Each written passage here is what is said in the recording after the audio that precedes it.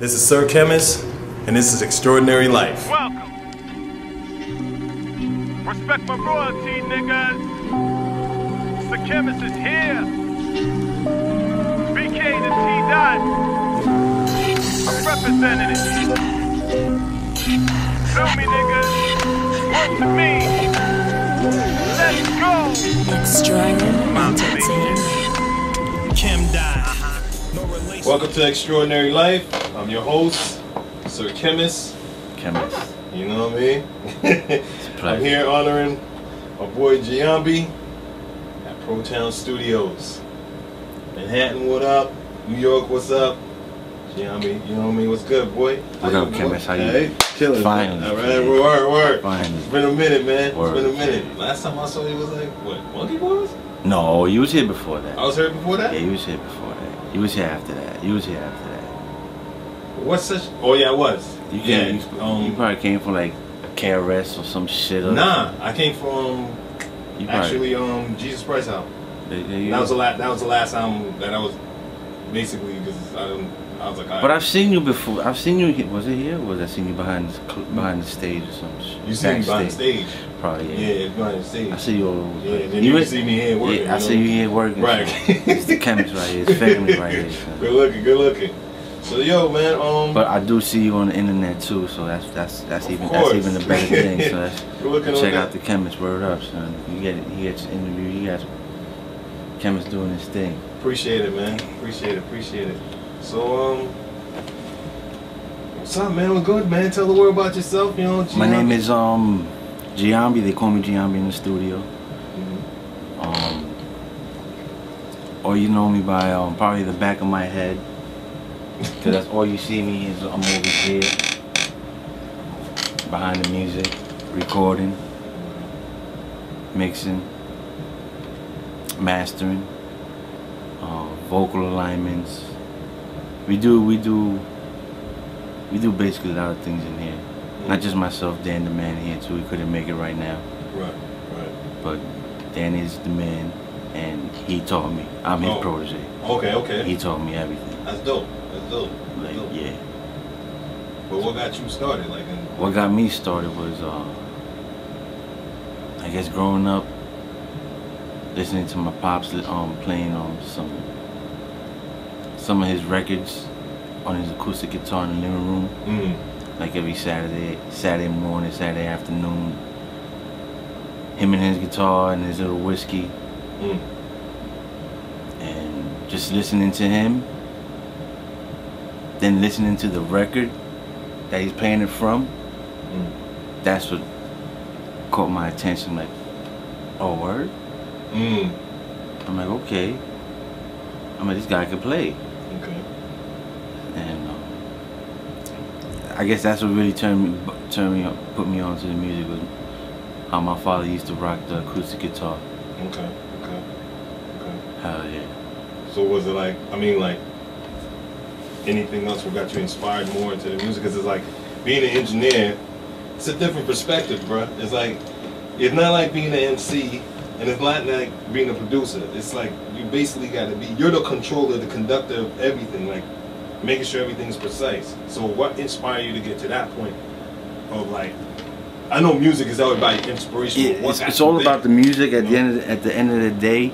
But what you just told me, I couldn't even answer. What made me? How can I tolerate?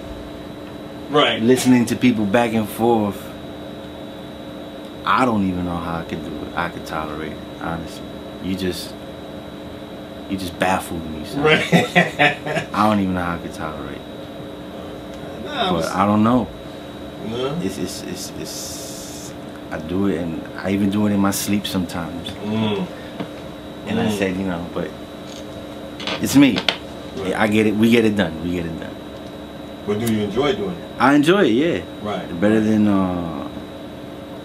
pushing boxes in UPS. Oh yeah, word, yeah. But yeah. There's a pro to con to everything. There's a Right. yin to its yang. So studio life is a studio life. And Right. people guys who know what studio life is. Right. But we're here. We make it rock. Wherever we go. Not just here, but wherever we go, Right. we make it hot. We make it hot. So how long y'all been doing it for? Together here with Chris, C4, that's the other half. I'd probably say like about 16, 17 years. Okay. Here in this facility. Okay. In Protown, USA. But elsewhere?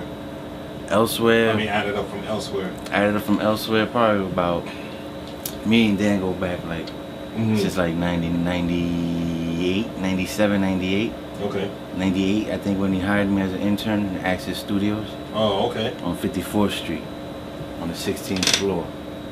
If you guys are familiar with that, we did, they did CNC Music Factory. We did a couple of albums, Big Pun, Capital Punishment. Okay. Hell on Earth, Mobb Deep. How was working with Big Pun and Mobb Deep? It was like, you know. It was an experience. Then did you know then, like at that time? Because due to the fact you was an intern, did you know then, like, yeah, this is, you know when everybody get their aha moment? Did you know like right then and there, like, this is the shit right here. That's what I need to. I figured that out like after the session, because during the session I was more occupied of making the session run. Running the session is probably people thinking like I'm behind the boards, and no. Right. Most of these guys back then, they had a budget. They had like petty cash. People were like, oh, I want coffee, I want fruits and all this. Right. So I would have to, you know, get the studio running properly, cleanliness, make it feel comfortable. Right. When you come to the studio, you got to feel comfortable. Okay, and that's the first impression you get when you come in here. You're just comfortable. Certain ambiance. Yeah. Right. You open the door, the bathroom is clean. Right. You're comfortable to take a shit. Right. Sean loved taking the shit here. Right. Sean Price. Rest in peace, Sean Price. Right. He loved taking the shit here. Right. So what? So what was now talking to that point? That was. Didn't you mix the album from him? Like, I recorded the album. Oh, you recorded? I recorded most of his albums. Oh, okay. Monkey Bars. What was the one after that? Jesus Price. Right. We did some songs for, I think it was Donkey Sean. His first mixtape. Yeah, with PF. Right. PF. Alejandro, that's my nigga right. That's my ñaño right there. It's a little Ecuadorian squad right here. Right. That's good. Just recorded most of his shit. Dan was the one who mixed it, and at the time I think he would master it somewhere else, but that's what it was. That's how me and Dan were. I set up the pins. Right. He knocks them down with the mixes. So he's more the master. Mixing, mastering. Okay. And mixing is. That's why I say mixing. I started like mixing 5 years. Like about 5 years ago, I started really getting into mixing. Oh, because mixing is totally different from recording. Wow. Okay. Yeah. Okay. And then there's mastering and there's steps. It's not just recording. Right. Yeah. Right. See. You gotta know how to capture the certain essence of sound. The essence of the voice, the essence of the track, the essence of the instrument. Okay. Capture it without it sounding distorted, or you're supposed you can hear it real low. You just gotta get it right. And then that's once you get all that recording done, then that's when you get to the mixing part. So due to the fact you're okay now, you and Dan now, as two engineers that's been doing this for so years, do you all have your ups and downs? Like, I mean, like sometimes you're like, oh, this is, oh my God. Like you deal with different type of artists, different type of attitudes. You know what I mean? Does it knock off y'all chemistry sometime, or does it mean that y'all like, yo, fuck it, that ain't got shit to do with me. It's mainly, you know what I mean? Like it ain't got nothing to do with me. It's funny now that you mentioned it. There's some sessions that Chris can't be like, yo, G, I can't stand this. Dude, you gotta do this guy. I can't fuck with this guy. I'm like, alright, sure, no. Right. Sessions Dan like, yo, I can't fuck with this. Like, Oh wow. And I'm whatever. I could take it. I'll take it. Wow. How it depends on how good they are, how horrible they are. I make it happen. So basically, you're the cleanup guy. Basically. Right. Basically. Right. I mean, I got my peoples too, but I got my clientele too, but I'm the most tolerable one. This Christian and Dan, they be like, yo, I can't. So what are the things that you start doing before you do a mix?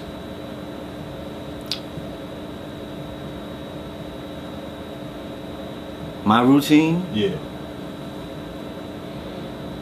I roll a blunt. I listen to Jay-Z's What? where I'm from.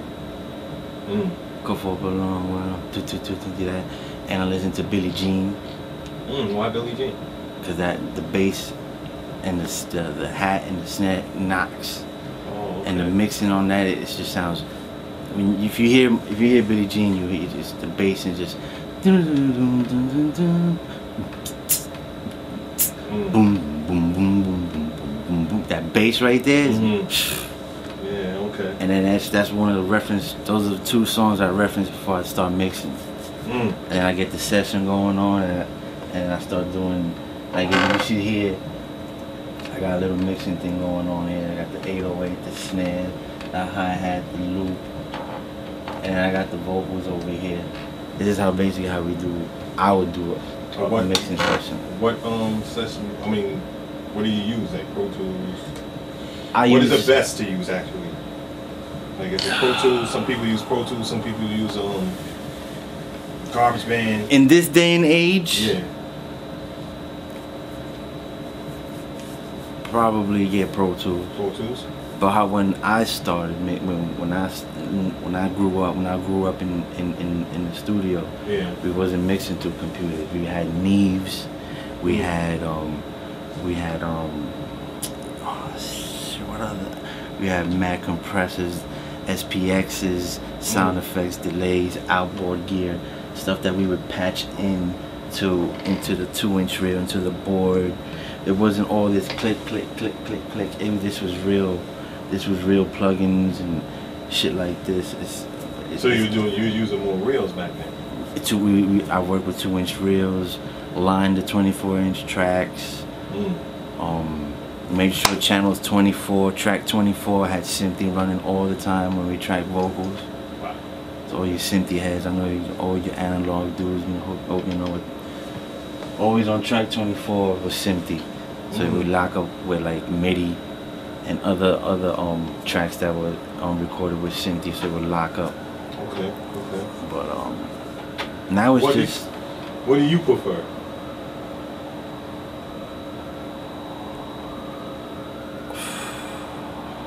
I could do with some outboard gear. I'm not gonna lie. I wish I could work with some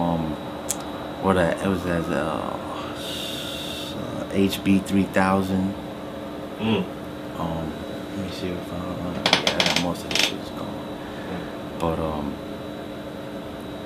Neves, I would love to work with Neves again. Little compressors, awesome.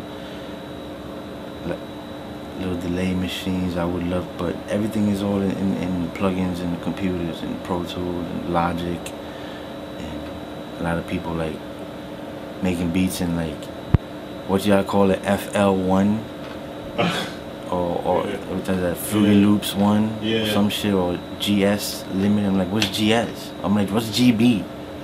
Or GarageBand. I'm like, oh. Yeah. I'm like, oh. Yeah. He's trying to make something more professional and shit. Right. Fuck it, it works. Yeah. You make beats in the crib. Do what you guys got to do. You guys got the access to it. More power to you. You went to school for that too? I went to school for like more on the theoretical part of engineering. Okay. Like, I mean, signal flow, like how to capture sound into a mic going into the certain compressors, certain thing, and recording it into a two-inch, into the board, Okay. into the tape machine. Okay. What compressors to use, what sounds, how to soundproof the room, what color room the studio should be to get a good presence, a good comfortable presence. Up to the color is very important in the studio. Wow. Yeah. I know that. So they taught you that in what school was that? Institute of Audio Research. Okay. But in Queens, you get the business aspect, you know, the ASCAPs and this BMI shit, publishing, all this other shit. Right. But it's nothing like hands-on. Right. Once I got my hands on it, Dan was like, I was like, yeah, I bet. Yeah, you go learn all the information, but it's better when you get hands-on Yeah. in it, because it gives you more of an experience, and you're like, oh, this is what I learned in class, and you be able to collaborate on better, you know what I mean, take it on another level. Yep. But yeah, wow. But at least you found your ground, you know what I mean, like, Yeah. who other artists have you worked with, like now, like basically big records? I've recorded Kim on her La Bella Mafia album. Oh, wow, you recorded that? Yeah. Dan mixed it, you know. Right. Exactly. What else did we did? What's that? What's the one? Monumentals, Pete Rock and Smith and Wesson. We did that here. Oh, okay. That's dope. Smoke Dizza. Yeah. Don't Smoke Rock. We did here. Dope album, man. We got Pete here almost every week. Really? Yeah. He comes and does a lot of shit right here. Okay. Even when he doesn't have a session, Pete shows up. Just to chill? We still love you, Pete, you know what I mean? Yeah. That's Pete dope. That's dope. He still come through. I mean, whatever. Man. Yeah. Everybody comes to the studio, you know, everybody. You know. But y'all had that type of family energy in here.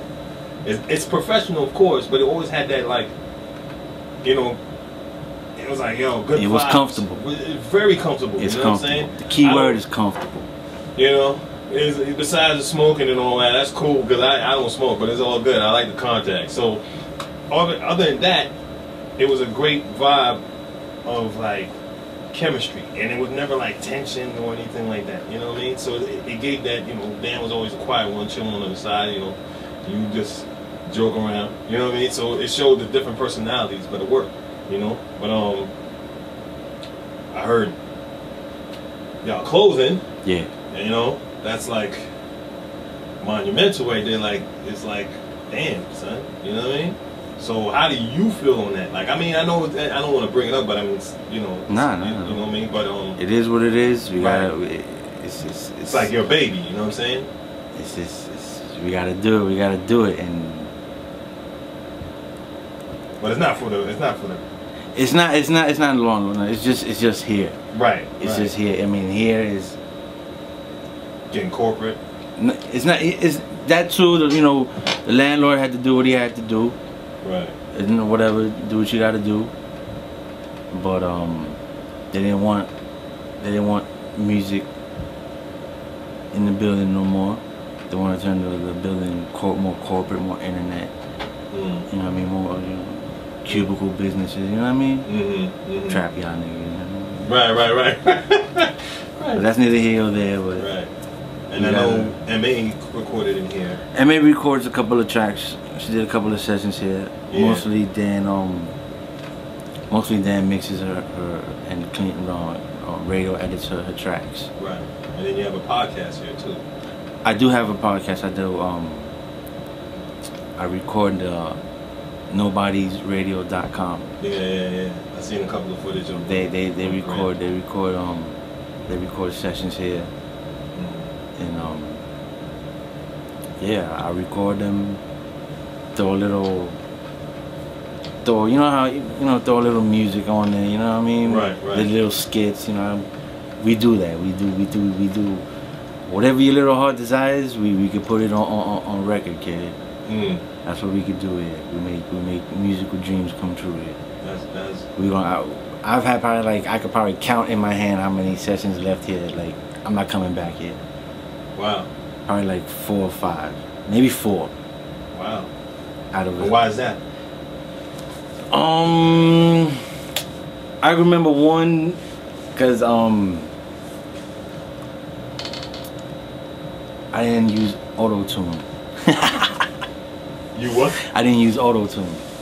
Oh, really? She was like, I'm like, hey, if you can't sing, you can't sing.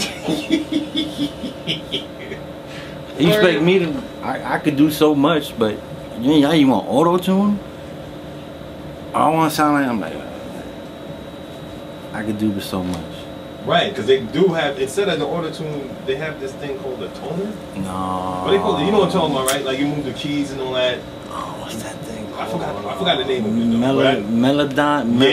Melodon, some shit like that. Right. But I honestly, I don't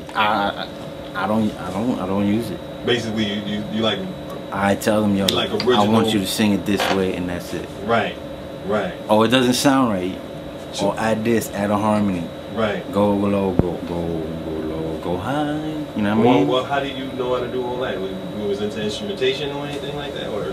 Probably because I used to sing in I used to sing for church. Really? I used to sing. I used to sing for Bayside High School. I was a baritone. Okay. So, okay. Shout out to my Bayside head on my mind. Yeah. That's what's up. Everybody from Bayside High School. Mr. Sorensen was my music teacher. Wow. We used to sing. We used to get down, kid. Word up. Yeah, that's crazy. Okay. Was there any instruments that you?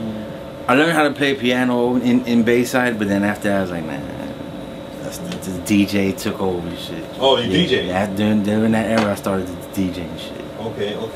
Yeah. You know, when you're in high school, you know, that's when you know what you want to do in life. Right. I think.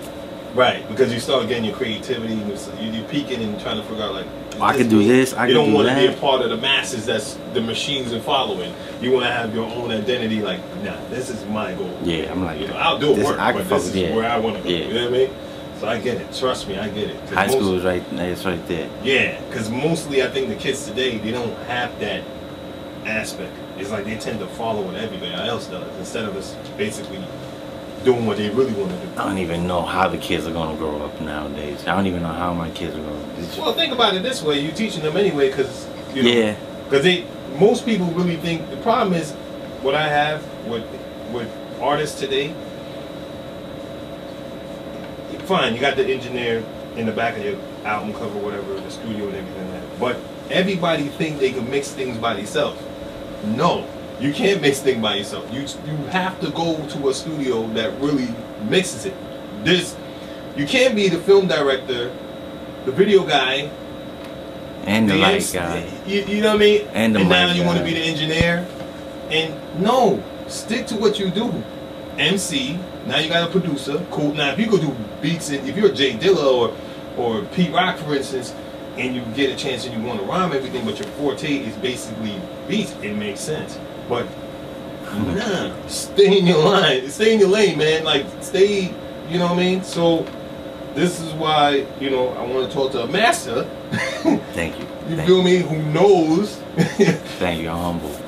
I mean, but that's good though. They ain't over here with gold chain talking about, you know what I mean? That's all man albums. You're being yourself. So, on that, like, what are the worst situations you had in studio sessions? Like, what are the things that, like, I know you got stories, like something that you like, man. I had, there was a session we had to clean human feces from the control room in Access Studios in the penthouse. Really? Yeah. You basically... We walked in and there was a piece of shit on the floor. Literally, there was a piece of shit on the floor. No dogs? No dogs in the session. Wow. Why would he do that in the studio? Hey, man. But then, was that your permanent studio stuff, or it was a rental? Like no, it was that was the studio we worked in. We worked in Access Studios for about. I worked there for about 2 years, probably. Then probably 4. Okay. Wow.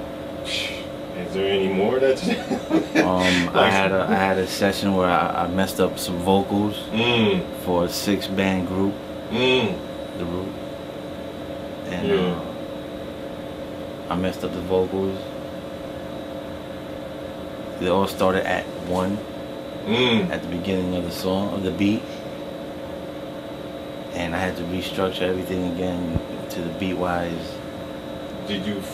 Okay, so now at that point, now you're basically in your pressure point now. Like the ball is on you, bro. We gotta get this 3-point in. Yeah. So how did that? Were you nervous at that point? Were you like, yo? Nah, I turned around. I was like, oh shit, everything was at 1. I turned around like I just shut the computer off and like, yo guys, I gotta close the session down. The computer crashed. We'll set it up. Come back tomorrow. First thing tomorrow. They're like, all right, cool. So you had to record them again? No, I had all the vocals down. Oh, okay. It was just at the mix. Okay. I was trying to mix. I was trying to do some shit, and I was just starting. Oh, okay. I was just starting. I just hit the wrong button. One little click fucks everything up, and just everything. All the vocals started at 1. Wow. So I cut the session short.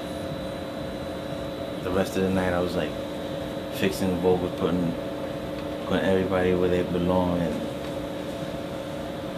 the funny story about it is, after you did that session, about a week later, 2 weeks later, I hear the song playing on Hot 97 when I was driving to Pennsylvania. How did that make you feel?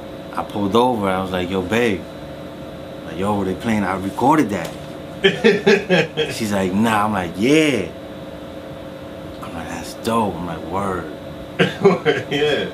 That's when I got hype. That's when I got hype. I was like, oh, word. Yeah, you're in a good path. You know I was like, yo, that's what's up. Yeah. What would you do the fact that you leaving this place?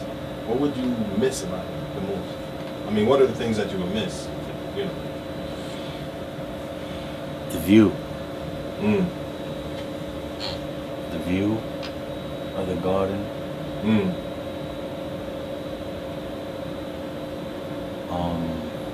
The sound. I got my sound muffler there. It's just a little dusty. The sound. It's all good. The acoustics in the booth.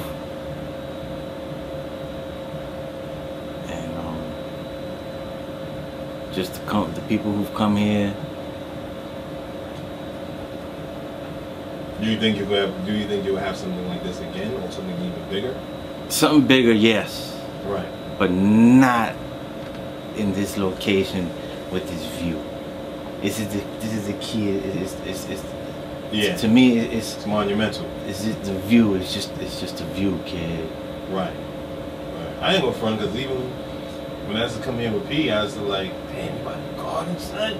Wow, this is inspiration, you know what I mean? Like, that's basically like how many MCs performed here, you know what I mean? So it's like, it's inspiring. And no lie, kid, I get that all the time when people come, especially for the first time.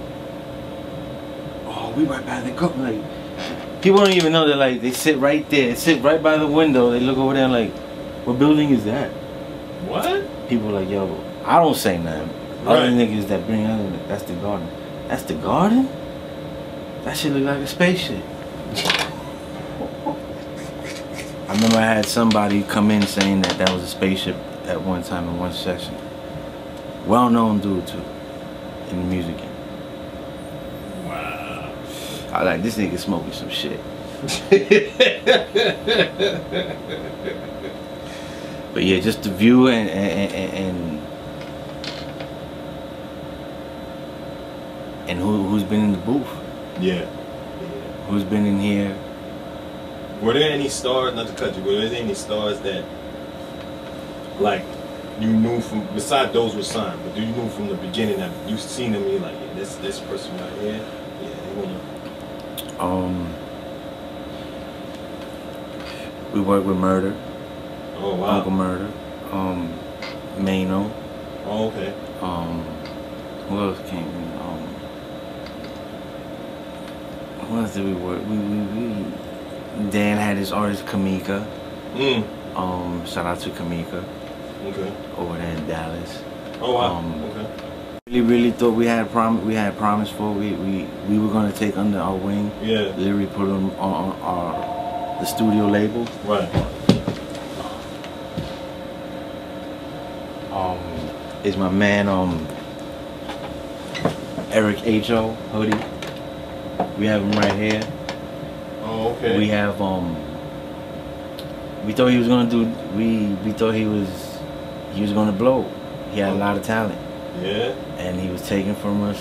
He left this planet, this physical form. Man. Sorry to hear that. Yeah, H.O. hoodie. I love you, kid. Wow. And just basically those are the guys that basically everybody's run through here. We're like music sluts, bro. Everybody's been in here, son. Everybody ran in here through us, but everybody left everybody left happy, son. I'll tell you that. Okay. I have a question. Which deceased artist would you have loved to work with? You know, again, you know what I mean? Honestly, probably Jim Morrison. Really? Hell yeah. So we did some heavy. We would have did some heavy stuff back then, kid. Wow, Jim Morrison. Yeah, Jim Morrison's dope. Jim Morrison's a crazy dude, kid. Yeah, this dude was getting. I think when he sang, what's that song? Which one? The End, Light My Fire. Yeah, he was getting blowjob and fucking that's in the booth. Crazy. I've had that hit situation here too. In the booth. You know who you are, Holmes. You know who you are, kid. I'm like, yo, how? Like, I hear you.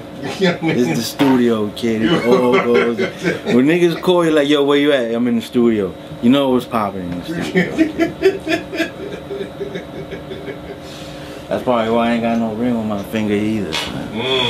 Did that, okay, now, not to get into that, but does that work like when it comes to relationships? Because I know a lot of artists, they're going through that, including myself. Nah, so it gets in the way. It gets in the way. It gets in the way. And yeah. Why is that? Because we're always here. We're always working till 4 o'clock in the morning, 6 o'clock in the morning. So you don't get no days off? Weekends? Oh no, you don't shit. We here right now? We working. We working, kid. We work in the studio, kid. We working, kid. There's no health plan here. We working. So. Does it become strenuous? Sometimes, yeah. Okay. But the outcome is. You gotta go. You gotta go. You gotta do what you gotta do to stay positive, look ahead. Right. Think that the Most High got your back. And just proceed with caution, that's it. So how many times have you listened to a mix to know that it's like, okay? Oh, several times. I've had to listen to it, not only here, on my headphones, and in my car. Why is that? To hear how high the bass or the vocals, it sounds without being distorted, or if it's too distorted, to hear it in a car radio. Oh, okay. Or to hear it on your headphones. You check shit out there. And that's about it. Oh, okay. And then you take note. Oh yeah, the bass is too much over here, or the vocals need to be more. Bring the highs in the vocals. Bring the track up, especially if you listen to a car. Listening to a car with the windows closed. Right. And then when the windows open. So. Okay, so that's what goes into a great mix, or what goes into a great mix. Great mix too. Also, when the beat comes tracked out, you guys say now stemmed out. When we have the 808 by itself. Its own track, the kick it by itself, the hi-hats by its own track. Sometimes a lot of people get the MP3 version of a beat, just mix the 2-track. Right. Yeah, sure. Right. But the beat When you could give me the whole beat tracked out, Right. It works better. I could properly mix the beat. Oh, okay. But when it's basically like It's 2 tracks, yeah. it's not that much. Yeah, so much drops you could put on the 2 track. Right. But if you have the beat tracked out, you can take out the snare and the 808 and either sample playing with the kick and or the drum. You know what I mean? You can do a lot of shit when it's tracked out. Now you guys say stemmed out. That's a new thing now. Stemmed out. Yeah, I need to try. I need the session stemmed out. Oh, sure. Emails and shit. And back then, we used to put sessions on CDs and take it to other sessions, or take the 2-inch reel to another studio physically. I've had to done that. I have to take 2-inch reels to Quad for mixing sessions. Okay. What are the best quality? Okay, so now for artists to save music on, is it good to save it on a clip, or is it good to save it on a flash drive? Nowadays you gotta get an external hard drive, one of those terabyte shits, 2 tera shits, 2 gig, whatever, 2 terabytes. Just save your music in that wherever you go. Right. Buy even 2 of them. Buy 2 of them. Buy 2 of them. Why 2? Just in case one fails. Take one, leave at the crib. And the other one you take with you. Like if you had to go to different studios, you take that one with you. And whatever you do in those studios, you bring it back to that home one. Oh. Just in case you take that one to other studios and the other studios corrupt that hard drive or fuck up sessions, you still have it right here at the crib. Okay. Wow. Taught me something. So you always have that extra hard drive, especially if it's nowadays with portable and fire wires and all this other shit. And make sure you have one at the crib, in the mattress and shit, in the shoebox. And the other one you just use as a slut. Wow. I get what you're saying. That's how you gotta do it. Everybody comes here sometimes like have one drive, like yo, my shit crashed. I'm like, yo, I don't have none of your music, kid. I put everything in your hard drive, son. Oh man, how could I? I'm like, get another one. Right? We could probably fix it. I could probably fix it for him or some shit, but. Oh, okay. What should we expect from you guys, man? And you and Dan, man. Well, right now, what you're gonna expect from us is Imperious Rex, Sean Price album. Oh, okay. It's coming out soon. Okay. I guess that's the last. Oh no. Yeah, I mean, that'll be the last one here. Okay. The last one done here. Okay. That's coming out of the studio. Okay. Sean Price, Imperious Rex. Started with him and we're leaving with him. Yeah. So. Yeah, just we're gonna finish that off. We're gonna finish the studio off with that. You'll probably see some footage of the Black Moon, the new Black Moon album. Okay. You'll probably see some footage on Instagram here, they're here. Yeah. We're trying to wrap it up before deadline. Oh, okay. But that one's definitely, Sean is definitely. Yeah. Well, I'm glad that album, you know. Other than that, we're gonna divide and conquer real quick, and then come back together. Yeah. Would you be in the city? Cause you know, if the price is right, yeah. If the price is right, yeah. Right. And that's what it's all about now. Okay. Because we held this place down because of you. Right. But then after that, that's it. Now wherever we gotta go is if the price is right, the price is right. If the view is right, the view is right too. Fuck it. Yeah. Cause you got one right next to the Hudson, and yeah. You're like, oh shit. You know what I mean? But, you give us a sample.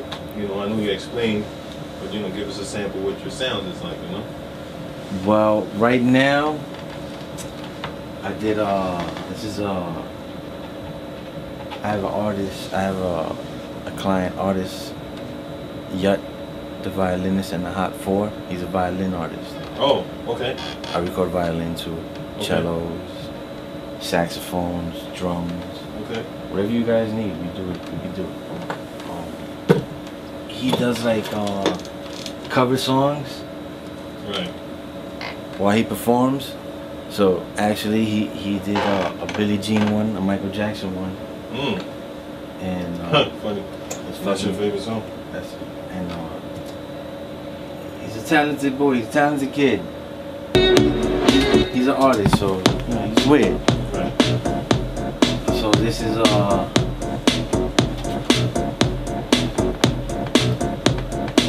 you can see, the beat is tracked out. The snare, the hat is by itself, like a mute. You know what I mean? I could do all sort of drops. Right. And you have the homie playing right there. And he's down here separate. And that's a mix too. Okay.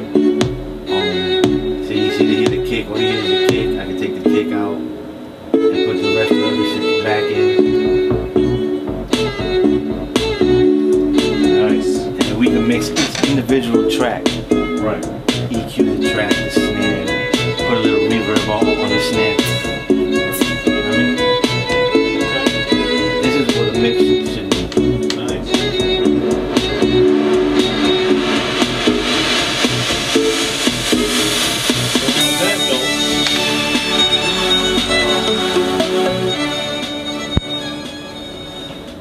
What makes your life extraordinary?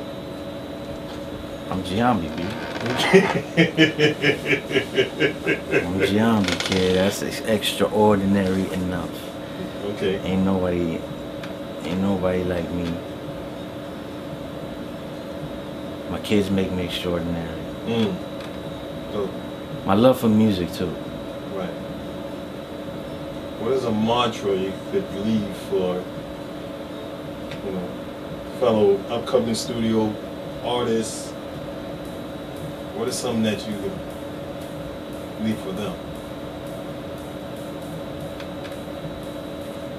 Whatever music I recorded for you guys, or whatever music that you hear, that's the only thing I could leave you, kid. And come into my studio and experiencing how a studio is run. That's one of my kids. That's the only thing that I'm gonna leave behind probably. But it's still more to come, B. So don't. Right. I'm not making it like, you know, it's over. Nah. I'm just trying to make, you know, like basically tell the world like what's the verdict, you know? You gonna see me out there. They gonna see me out there. I don't know. Nah, it's gonna work out for you. You made this long. Well, yeah, but look what you said. There's so many studios it shuts down that it's a track, but it shows that the empowerment. Word. You know. So, but yeah, on that, it was a pleasure doing the interview with you, my brother.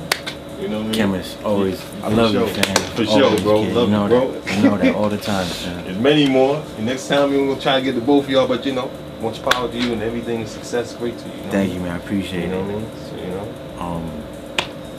You'll see me. I'm gonna catch you next time. Of course. I'm gonna probably be at some spot in LI real quick. Okay. I'm gonna make some moves out in LI real quick, a little closer to home. Okay.